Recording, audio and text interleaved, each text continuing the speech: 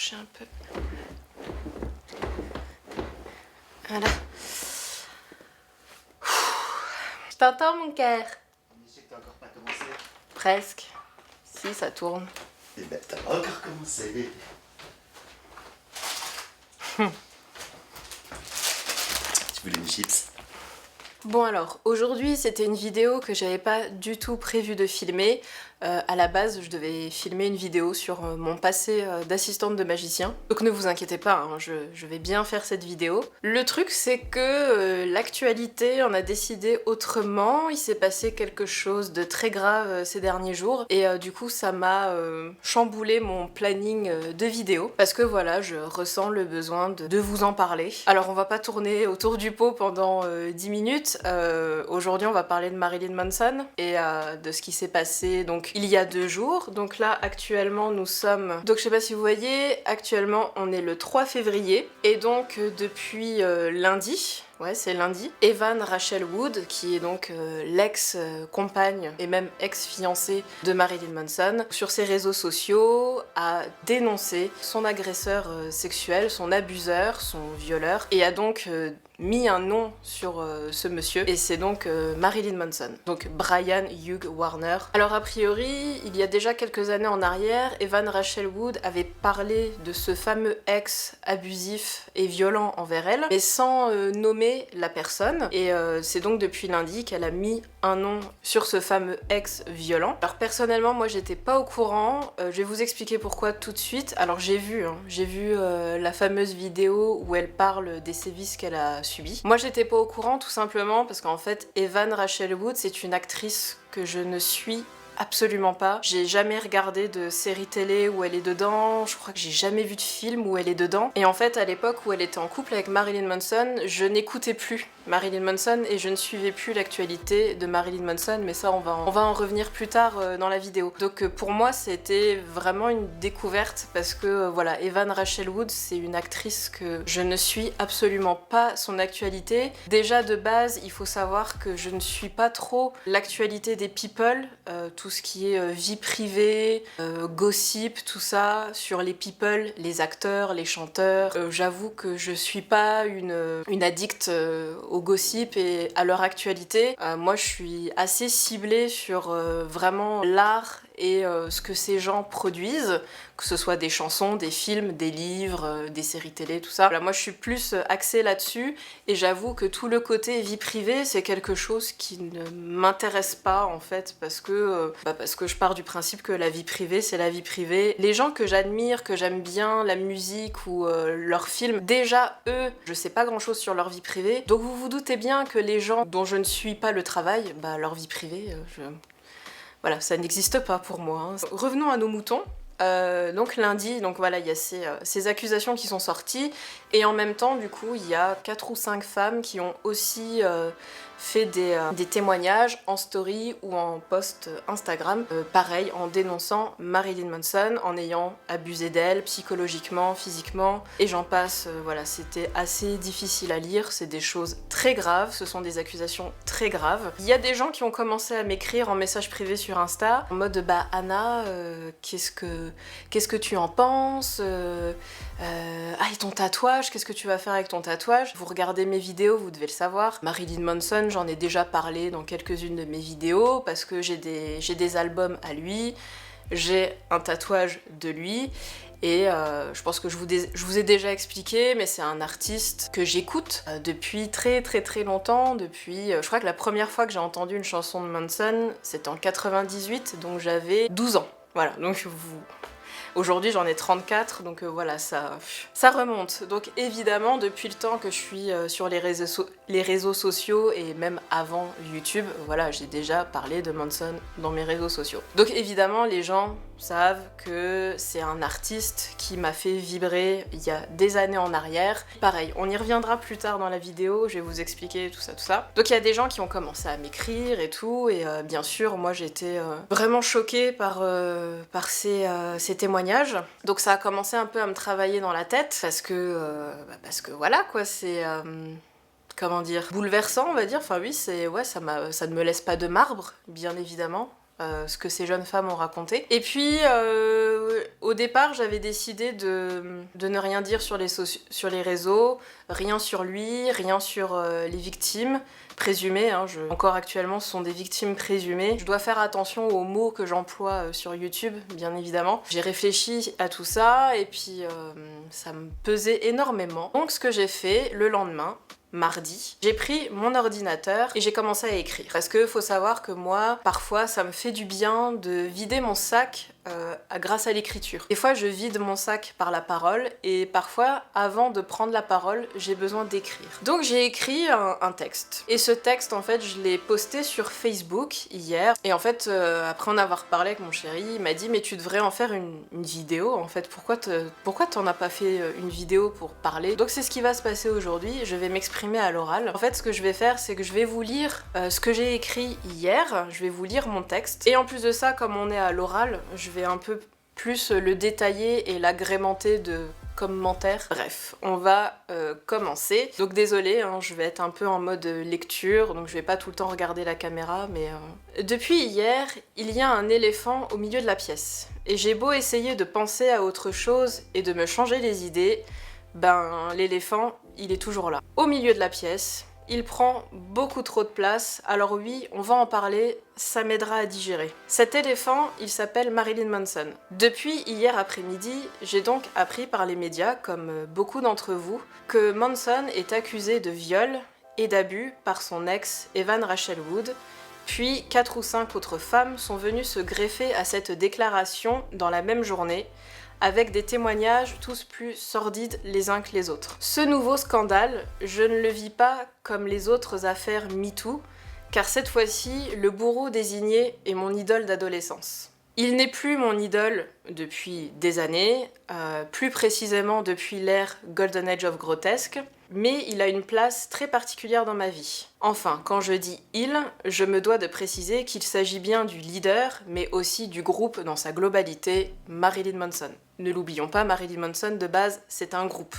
Et il se trouve que le groupe a le nom du leader, mais c'est un groupe. Mes idoles, c'était lui, John Five, Ginger Fish, Twiggy Ramirez, entre parenthèses, qui a d'ailleurs été viré du groupe par Manson suite à des accusations de viol il y a quelques années, fermez la parenthèse, Madonna Wayne Gacy, etc. 3 petits points.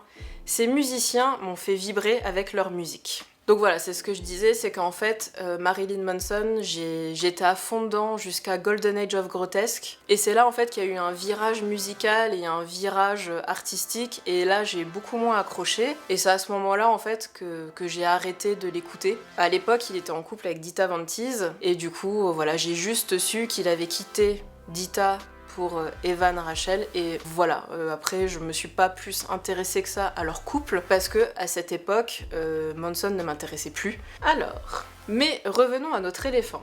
Je disais donc que Manson, ça a pris une sacrée place dans ma vie. Ça a commencé en 98-99.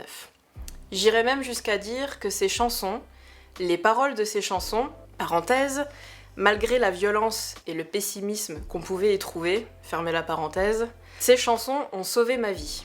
Littéralement. Ces chansons m'ont aidé à sortir la tête d'une mouise psychologique misérable dans laquelle une crise d'adolescence bien tardive m'avait plongée. Parce que c'est à ça aussi que ça sert l'art. Tout confondu. Ça soigne. Donc voilà, c'est ce que je vous disais tout à l'heure, c'est que en fait, quand Antéchrist Superstar est sorti, je ne le connaissais pas encore. Moi, je l'ai connu à la période Mechanical Animals. Voilà, en gros, de Mechanical Animals à Golden Age of Grotesque, c'est vraiment un peu la période où j'étais à fond dedans et où ces chansons m'ont beaucoup aidé. Plus que lui au final, parce que lui, je le connais pas. Dans la vie réelle, je ne le connais pas. C'est surtout son œuvre, ces chansons qui m'ont énormément aidée. Je rentrerai pas dans les détails de ce qui m'est arrivé à cette époque-là, et croyez-moi que ça m'a vraiment... ça m'a sauvé la vie en fait. C'est les mots, juste. C'est pour ça que même si je n'ai plus acheté un seul album depuis le best-of Lest We Forget, et que je clame haut et fort que maintenant il ne sort que des bouses trop commerciales à mon goût, c'est vrai, il aura toujours une place particulière dans ma vie. Et c'est ainsi qu'il y a 3 ans, je me faisais tatouer son portrait sur le mollet. Un portrait qui représente le leader du groupe, certes, Manson himself, je pense que vous avez déjà vu mon tatouage, mais aussi un portrait qui représente toute cette période de ma vie. Alors, putain, merde, ça fait mal, très mal, de se rendre compte qu'un type qu'on a naïvement idolâtré, du collège au lycée, vous me pardonnerez donc mon innocence à ce moment-là, se retrouve avec des accusations aussi graves sur le dos. Quand tu découvres que ton sauveur n'a pas fait que du bien autour de lui. Est-ce que actuellement je soutiens Manson ? Non. J'attends, un peu hébétée et passive, la suite des événements, car des accusations aussi graves se règlent devant un tribunal, pas sur les réseaux sociaux. Désolée si certains d'entre vous s'attendaient à une réaction plus revendicative de ma part, mais c'est ainsi que je vis ce deuil. On a tous une façon différente de le vivre. Je n'ai jamais été une grande militante ni une grande gueule, alors j'attends. Silencieuse, certes, mais dites-vous que dans ma tête, ça bouillonne. D'où le besoin d'écrire. Est-ce que je soutiens les victimes ? Oui, bien sûr. Je soutiendrai toujours les victimes d'abus, de viols et d'autres violences sexuelles, quel que soit leur bourreau. Un homme célèbre, pas célèbre, un père, un frère, un oncle, un prof, un patron, un type à une soirée, un inconnu dans la rue, un pote, peu importe. Même si actuellement Manson nie les accusations, quelle que soit l'issue de cette affaire, mon soutien va aux victimes, ira toujours aux victimes, bien sûr. Même si c'est ton idole d'enfance, ton idole d'adolescence qui est accusé et qu'on a les preuves qu'il a bien fait ces choses-là, bien sûr que tu soutiens les victimes. Alors, je ne veux pas lancer de débat sur fausse ou vraie accusation, ni... Mais vu les témoignages, c'est évident. Ou encore des horreurs que je vois passer, vive le victim shaming. Non mais vu sa tête, fallait s'en douter. En même temps, sortir avec ce genre de mec, 3 petits points. Ouais, mais un mec de 36 ans avec une fille de 18 ans, en même temps, fallait s'attendre à quoi ? Je ne suis ni avocat, ni juge, je laisse les professionnels et les principaux concernés régler cette affaire, je l'espère le plus justement possible. Oui, alors ça va falloir qu'on en parle. Il y a des trucs que je vois passer là en ce moment sur les réseaux, ça va pas du tout en fait. Quand vous dites « Ouais mais de toute façon avec la tête qu'il a, fallait s'en douter », ouais mais de toute façon avec ses chansons, fallait s'en douter. En fait, quand vous dites ce genre de paroles, vous insinuez tous les hommes qui ont un look alternatifs, qui chantent des chansons violentes, qui sont sur la scène métal, hard rock, rock, et qui sont très controversés et qui aiment la provoque, en fait vous partez du principe que tous ces mecs-là sont des violeurs. Et ça là-dessus par contre, alors c'est pas pour prendre la défense de Marilyn Manson que je dis ça, c'est pour éviter les amalgames que je dis ça. En fait, vous pouvez être violé par un banquier en costard-cravate. C'est pas parce que un garçon s'habille tout en noir, qui fait du métal et qu'il fait des chansons où il dit qu'il va cramer tous les chrétiens de la terre, qu'il va vous violer. J'ai vu des trucs très réducteurs en fait, beaucoup d'amalgames passer sur les réseaux. Alors je sais, Marilyn Manson, c'est pas un enfant de cœur, je le sais très bien, ça fait très longtemps que je connais le personnage, donc je le sais, je connais les paroles de ses chansons, je sais qu'il y a des trucs très violents, et c'est très haineux, il a des paroles de chansons très haineuses. Tu peux être quelqu'un de très borderline sur scène, mais avoir une vie à côté très basique en fait. C'est là où je vous rejoins pas trop en fait, c'est ça que je comprends pas quand les gens disent ouais mais fallait s'y attendre, c'est Marilyn Manson. Est-ce que vous connaissez un peu le milieu par exemple du black metal ? Parce que je peux vous dire que Marilyn Manson, à côté de certains groupes de black metal, c'est un ange. Il y a des groupes de black metal avec des paroles extrêmement violentes, avec une scénographie assez trash et assez hardcore. Est-ce que ça veut dire que ces mecs-là ce sont aussi des violeurs ? Bah pas forcément, en fait. On va prendre un autre exemple. Ted Bundy, c'était un monstre, on est d'accord. Il a violé, tué plus d'une trentaine de femmes. Et Ted Bundy, c'était, physiquement parlant, c'était le gendre idéal. Présentait bien, il était toujours bien habillé, il était charmant. souriant. Vraiment, le mec passe partout. Tu peux écrire des textes très violents parce que des fois t'as besoin d'extérioriser une haine que tu as en toi. Alors tu vas extérioriser avec des textes super violents, mais ça veut pas dire que pour autant tu vas appliquer les choses que tu écris. J'ai pas aimé le fait aussi qu'on se moque des victimes quand on dit ouais bah ces filles-là elles savaient à quoi s'attendre en sortant avec ce genre de mec. Bah non, la preuve que en fait non, on peut très bien sortir avec un mec qui a un look et un art complètement déjanté sans se dire ce mec va certainement me violer un jour. Bah non, parce que ces filles elles étaient comme vous et moi. Elles se sont pas arrêtées à son look, elles se sont pas arrêtées à ses chansons, elles se sont pas arrêtées à ce qu'il faisait sur scène. Je pense que ces filles, elles se sont dit bon bah ça c'est le personnage qu'il est sur scène, mais peut-être que dans la vie privée il est autrement. Et je pense que c'est pour ça que ces filles se sont intéressées à lui et sont sorties avec lui. Parce que elles ne se sont pas arrêtées juste à son look et à l'image qu'il renvoie. On peut pas leur en vouloir à ces filles d'être sorties avec lui. Enfin, y a un autre truc que j'ai pas trop apprécié non plus, c'est quand les gens ils disent ouais mais de toute façon un mec de 36 ans qui sort avec une fille de 18 ans, vous attendiez à quoi? Donc là pareil, arrêtez de faire des amalgames. Une fille de 18 ans peut se faire violer par un gamin de 18 ans. Il y a pas, en fait, arrêtez avec ça, il n'y a pas d'âge pour être un violeur, il n'y a pas de look pour être un violeur. Donc arrêtez de stigmatiser le profil du violeur, parce que quand vous faites ça, bah du coup en fait vous rendez pas service aux victimes, parce que le jour où une nana va se faire violer par un banquier costard cravate, bah, tout le monde va lui dire mais non, c'est pas possible, t'as vu comment il est? C'est pas possible que ce soit un violeur, il présente bien. Par contre, là, une meuf se fait violer par un métalleux, ah bah oui, ah bah c'est pas étonnant, t'as vu la gueule du mec? Ah bah oui, c'est sûr qu'il l'a violée. Faut pas réfléchir comme ça en fait. Un violeur n'a pas de look, il n'a pas un look prédéfini. Il faut arrêter avec ça. Ce que je veux dire par là, c'est pas que les accusations contre Manson sont fausses. Hein. Je voulais juste revenir sur le fait qu'il faut éviter de faire des amalgames. Ensuite, est-ce que je vais jeter mes disques de Manson et faire effacer ou recouvrir mon tatou? Bien sûr que non. Ces albums et ce tatouage, je les ai eus bien avant tout ça, j'étais à 1000 lieues de savoir, et surtout, ce n'est que du matériel. Mes disques n'ont fait de mal à personne, ils n'y sont pour rien si au final, la personne qui chante dessus est une ordure. J'y ai aussi une grosse attache affective, j'espère que vous comprendrez cette sensation d'avoir le cul entre deux chaises que je ressens actuellement. Ensuite, j'ai voulu donner un exemple de quand on apprécie quelque chose de quelqu'un de mal. Vous êtes beaucoup ici, et ici aussi, à adorer les reportages et à détenir des livres sur les serial killers. Alors ne faites pas les blanches colombes avec moi s'il vous plaît. Même si, bien évidemment, les serial killers ne sont pas des artistes, bien sûr, mais j'essaye de trouver un autre exemple qui puisse vous parler. Le tatou est une œuvre d'une fabuleuse tatoueuse. Nous avons passé beaucoup d'heures dessus, j'ai beaucoup souffert pour l'avoir. Nous ne pouvions pas savoir que 3 ans plus tard, ces horribles accusations allaient faire surface. Car perso, la vie sentimentale de Manson ne m'a jamais intéressée.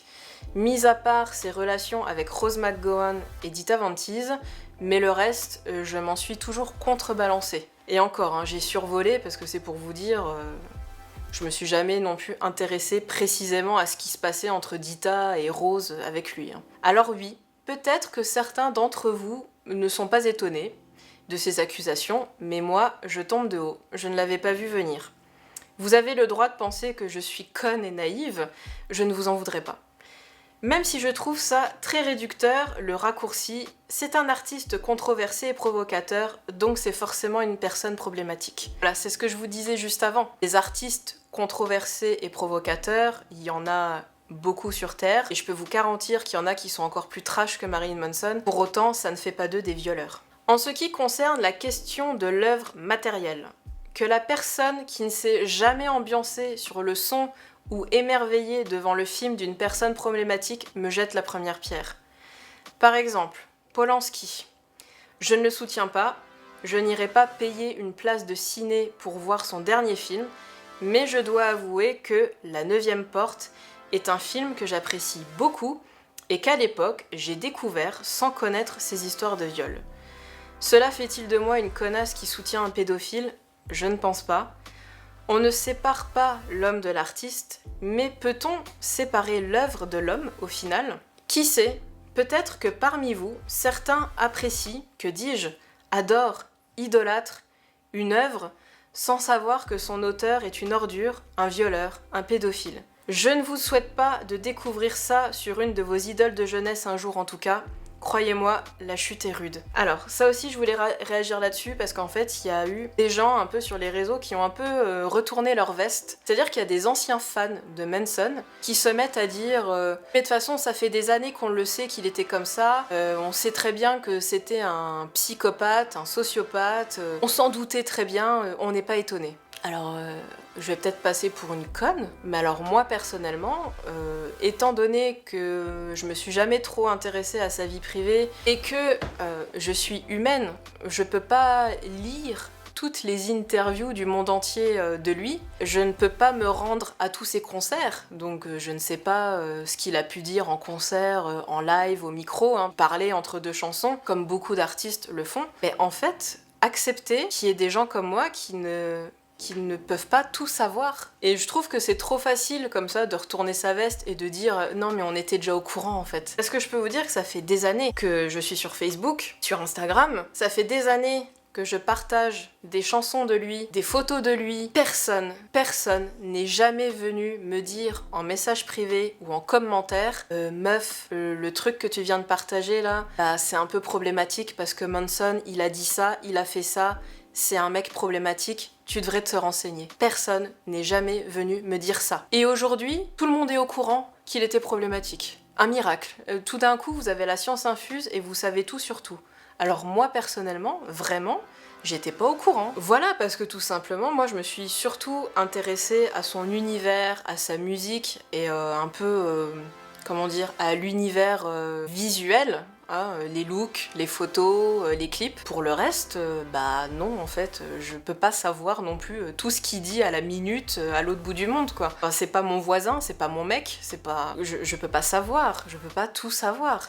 Et surtout parce que ça m'intéressait pas, donc pareil, il y a des gens qui ont dit ouais mais quand on voit ses clips, bah fallait s'en douter, que c'était un mec chelou, que c'était un psychopathe. Franchement quand on regarde ses clips, bah fallait s'en douter. Encore une fois, bah peut-être que je suis trop conne, hein, j'en sais rien, mais pour moi un clip c'est un clip, c'est pas la réalité, c'est comme un film. Alors dans ce cas, on va prendre un exemple très concret.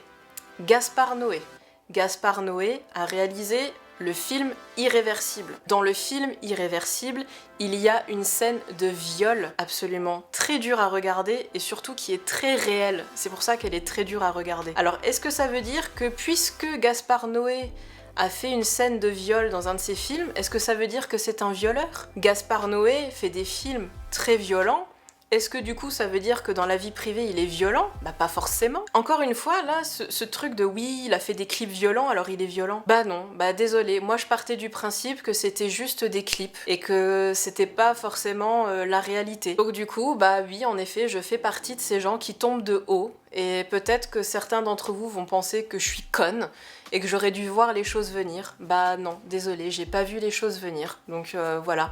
Parce que pour moi, des chansons, c'est juste des chansons. Des clips, c'est juste des clips. Il faut pas oublier aussi que souvent, ce genre de personnalités publiques, que ce soit Manson, Lady Gaga, Madonna, ce sont des gens qui font du business et ils ont du marketing. Et pour moi, les clips vidéo, les paroles de chansons, les looks, ça fait partie d'un marketing. C'est pour se vendre. J'ai jamais cherché à me dire ouais, bah peut-être que là, dans ce clip là, il y a une scène comme ça, alors ça veut dire que dans la vie privée, il pense ça, il voit les choses comme ça. Non, moi en fait, je reçois le clip bêtement, on va dire. J'admire la performance artistique. Parfois, j'essaye en effet de comprendre le sous-entendu, parce que Manson, il a souvent fait des métaphores dans ses paroles et dans ses visuels. Donc je cherche un peu la métaphore, mais je vais pas plus loin en fait. Enfin, je me suis jamais demandé comment lui, psychologiquement, dans sa tête, ça se passait. Je vais prendre mon exemple aussi. Moi, à une époque, j'avais une performance où je me baignais nue dans un bain de sang. Il y a des gens à l'époque qui m'avaient dit « Oh, ouais, dis donc Anna, par rapport à ce que tu fais d'habitude, là, ton bain de sang, c'est assez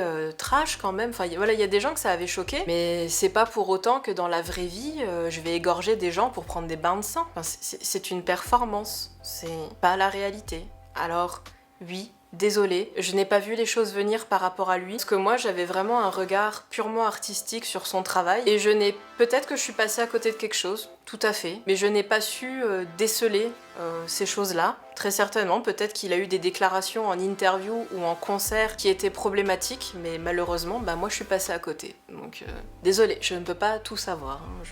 Je suis imparfaite. Quand j'ai posté ce statut, il y a des gens qui m'ont parlé aussi de Bertrand Cantat, qui se trouvait un peu dans la même position que moi actuellement, c'est-à-dire que qu'ils étaient embêtés parce qu'ils étaient fans de Noir Désir depuis des années, et puis là, du jour au lendemain, le mec, il tue sa nana. Et là, ils étaient en mode, merde, fais chier, quoi. Du coup, là, le mec, c'est juste pas possible ce qu'il a fait. Ah ouais, mais en même temps, j'adore ses chansons. Et là, t'es en mode, putain, merde, qu'est-ce que je fais, quoi. Et tu peux pas t'en vouloir, parce que quand tu as connu ses chansons, et quand tu as apprécié ses chansons, tu pouvais pas savoir que 10 ans plus tard, il allait tuer sa nana. Comme moi, quand j'étais une petite gamine de 12 ans, quand j'ai découvert Marilyn Manson, je pouvais pas savoir. Et comme je l'ai dit, c'est pas parce qu'il a un look alternatif et qu'il était très violent dans ses paroles et un peu trash sur scène que j'aurais dû me douter que ça allait finir comme ça. Non. Parce qu'en fait, quand je vois des statuts en mode « Mais on s'en doutait, hein, vous l'avez pas vu venir, mais vous êtes trop con », je me sens un peu insultée parce que,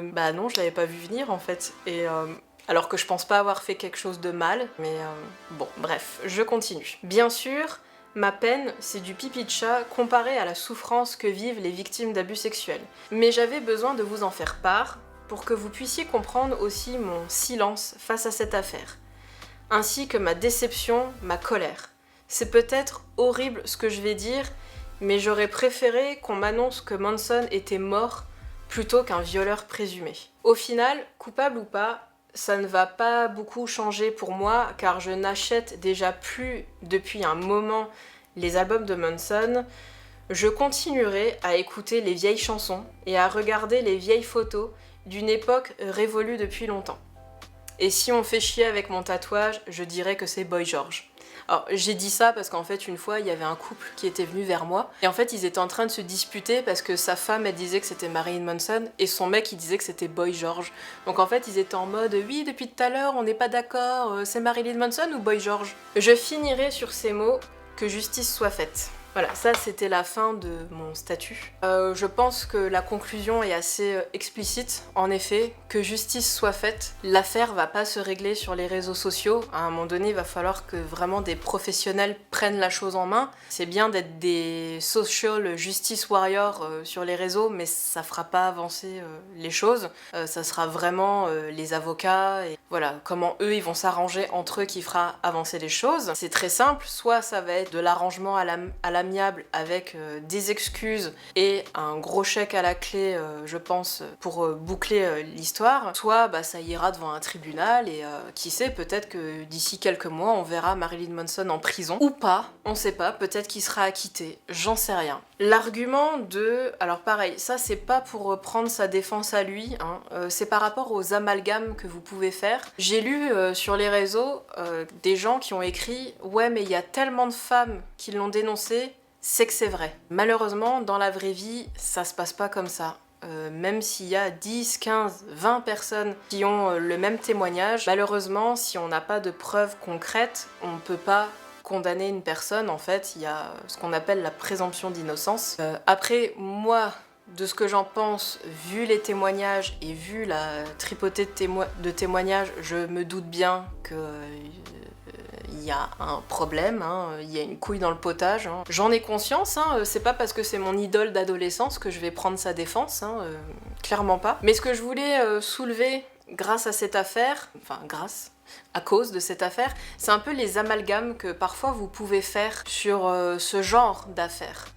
Là on parle de Marilyn Manson précisément, mais ça aurait pu s'appliquer à n'importe qui d'autre. Hein. Donc pour conclure, j'ai l'impression que cette vidéo est hyper confuse et ça part dans tous les sens, alors j'espère que vous avez bien compris ce que je voulais dire, que vous puissiez comprendre qu'il y a des gens comme moi qui s'intéressent pas forcément à la vie privée des célébrités, qui ne passent pas leur temps à tout décortiquer, hein, à regarder le moindre pet de travers pour voir ce qui se cache derrière. Donc oui, il y a des gens qui tombent de haut. Pour moi c'est très compliqué parce que Manson c'était un artiste qui a beaucoup beaucoup compté dans ma jeunesse et du coup bah c'est pas agréable de lire des accusations comme ça sur lui. Néanmoins, j'ai eu des réactions très positives à mon statut Facebook où il y a des gens qui m'ont dit mais en fait t'as pas culpabilisé d'avoir été fan de lui à une époque. Pareil, j'ai une amie sur Facebook, d'ailleurs si tu passes par là, coucou, qui a mis un statut en mode ah bah moi aussi ça m'est arrivé, je me suis fait tatouer un mec célèbre et quelques années après j'ai appris que c'était un abuseur et un violeur et ça fait pas plaisir. Et elle m'a dit y a pas à culpabiliser non plus quoi, elle dit on pouvait pas savoir. Bon, j'espère que j'ai été assez claire dans cette vidéo. C'était pas une vidéo pour prendre la défense de Marilyn Manson, loin de là. Mais j'avais vraiment besoin d'en parler, ouais, parce qu'en effet avec les réactions que j'ai lues à droite à gauche, je me suis sentie un peu comme une conne quoi, parce qu'avec tous les gens en mode ah on l'avait vu venir, bah voilà, je me suis sentie un peu conne, donc j'avais besoin d'en parler. J'ai l'impression que ça fait 3 fois que je fais la conclusion et que je dis la même chose. Je pense qu'on va s'arrêter là, hein. J'ai peur d'avoir oublié des trucs, mais quoi qu'il en soit, faites attention à vous. N'oubliez pas, un violeur n'a pas de look particulier, pas d'idéologie particulière, pas de religion particulière. Un violeur, ça peut être n'importe qui, avec n'importe quel look, n'importe quelles idées, n'importe quel métier et n'importe quel lien avec vous. Ça peut être quelqu'un de très proche, comme ça peut être un inconnu. Quoi qu'il arrive, essayez d'être le plus neutre et impartial possible dans ce genre d'affaires. Ne vous faites pas non plus trop influencer par les social justice warriors qui parfois saute sur des conclusions et parfois même propage de fausses informations. Là pour le coup, j'ai vu ressortir des trucs sur Manson qu'on n'avait pas entendu parler depuis le collège. Genre là, il y a des gens qui ont ressorti en mode ouais mais le mec il s'est enlevé des côtes pour se sucer. Je pensais qu'on parlait plus de ça depuis les années 2000. Pareil, qu'est-ce que j'ai vu d'autre? Je sais plus ce que j'ai... Ah oui, j'ai vu des gens qui ont reparlé de Columbine en disant que il avait influencé les tueurs de Columbine. Alors pareil, voilà, arrêtez avec ça. Regardez Bowling for Columbine et regardez l'interview de Manson dedans. Je pense que vous serez assez surpris. Moi, ce que je vais faire maintenant, là, comme je l'ai dit dans mon texte, j'attends de voir quelle est la suite des événements. Comme je l'ai dit, je ne suis ni avocat, ni juge, ni victime, ni bourreau. Donc je ne peux pas me mettre dans la tête des personnes concernées. Je pense que maintenant, voilà, il faut que ces gens-là règlent cette affaire de façon officielle, par des biais officiels, avec des professionnels et pas forcément que sur les réseaux sociaux, quoi. Pour autant, comme on m'a dit sur Facebook, il faut pas que je culpabilise à ce point-là d'avoir été fan de ce mec. Voilà, de la façon dont moi j'ai vécu les choses, j'ai pas pu le voir venir en fait. Alors il y en a peut-être qui diront que je me suis voilé la face, mais pas forcément, c'est juste que je me suis complètement désintéressée de certaines choses pour me concentrer sur d'autres. Et du coup, bah ouais, je suis passée à côté de certaines choses. Et puis bah merci de m'avoir écouté jusqu'au bout. S'il vous plaît, dans les commentaires, essayez d'être le plus respectueux possible, que ce soit vis-à-vis de moi, vis-à-vis des victimes. S'il vous plaît, arrêtez de dire « Oui, mais en même temps, en se mettant en couple avec lui, elle s'attendait à quoi ?» Arrêtez avec ça, s'il vous plaît. Arrêtez avec les amalgames, hein. Voilà. Oui, bah il a un look comme ça, il a dit ça dans ses chansons, alors c'est sûr que c'était un violeur. Et voilà, restez un maximum respectueux dans les commentaires. Je suis ouverte à la discussion, je suis ouverte à toutes les opinions. Si ça part en pugilat dans les commentaires, de toute façon, je supprime, je bloque. Enfin, c'est ma chaîne, je fais ce que je veux. Bah moi, je vais vous laisser. Alors, je sais pas quand cette vidéo va sortir. Peut-être que d'ici à ce que la vidéo sorte, il y aura eu de nouveaux rebondissements dans l'affaire. En tout cas, voilà, aujourd'hui, on est le mercredi 3 février. Il est 17h08. Ah bah, vous ne voyez plus rien. Mon écran est dégueulasse. Et on en est là, quoi. Donc voilà, moi je crois que ça fait 1 heure que je filme, donc ouais, ça va être chiant à faire le montage. Et bah écoutez, je vous dis à la semaine prochaine pour la fameuse vidéo sur mon ancienne vie d'assistante de magicien. Et voilà, bah prenez bien soin de vous en attendant. Bye.